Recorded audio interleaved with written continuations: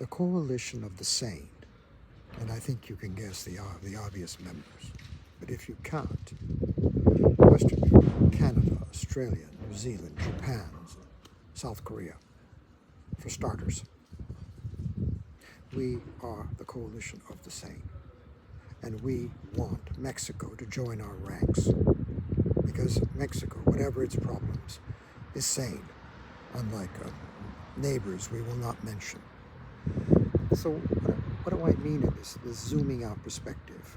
As always, my caveat is that God may be in the detail, and the detail may prevent any of this from happening. But I don't see on the face of it why that should be so. Now, Mexico importance arises from Mexico being important in the first instance.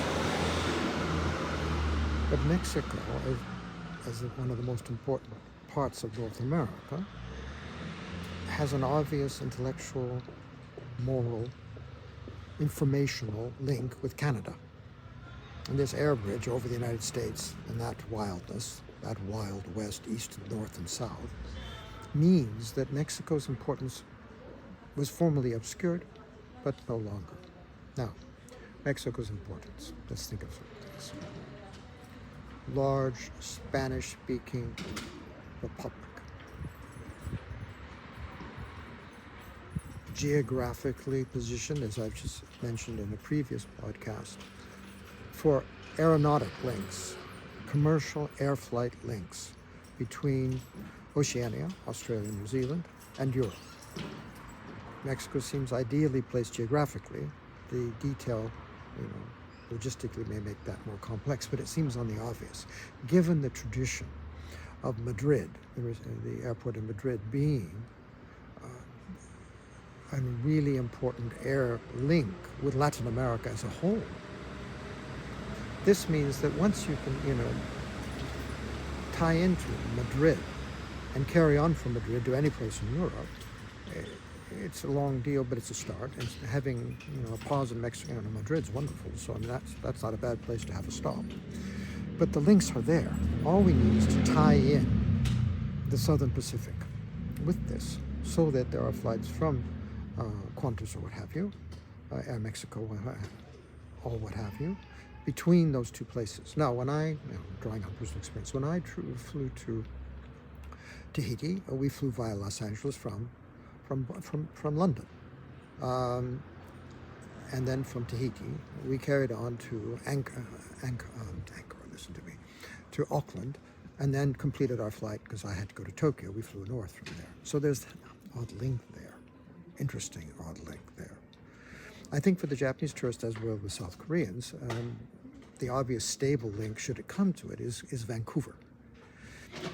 But if you're going to go south, then Mexico City has important links. But nevertheless, let's focus on the South Pacific and tying the South Pacific and the Northern Atlantic more closely together via Mexico.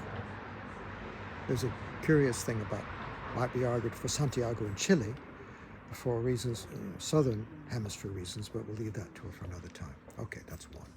Secondly, despite the bad press over the drug cartels in Mexico, which are severe, and I'm not sure how the American chaos will play out in that respect, but trying to be sensitive about it. The European Union and the Italian government have had a long history of dealing with often drug-involved illegal groups in their country, criminal groups, and dealing with that and encouraging, among other things, indirectly or directly, sound financials, non-criminal financial and economic business activities, which, to be fair, often involve money laundering on an industrial scale. But it does mean there's less likely that mafia members, for example, in Naples or in Calabria or in Puglia, or for that matter Sicily, are less likely to get killed, because however cutthroat business is, it usually doesn't involve murder. So I mean, we have experience there, and maybe there's some exchange. Maybe it's going on already, but we want to help you to sort your problems. But I think that's a small beer. I think really, despite all the difficulties that implies, Mexico's, vast economy, vast potential, human capital resources, just make it, an ideal partner to work with, so that we can, move Mexican development along, move European development along, keep our allies in place. And this goes back to this coalition of the Sane. Mexico, to adjust a phrase from someone I don't particularly care for, but I'm going to borrow the phrase anyway. Mexico is someone we can do business with. It may not be easy, for reasons I won't say, but are reasons that we won't need to go into. But we need you, and I think the future stability of the planet begins with the coalition of the Sane, the countries I have mentioned, and the outreach, once we stabilize ourselves, of doing deals with, say, India, for example, or China for another, or a post-Putin Russia for another. Then this all, or even a post-Trump America for that matter.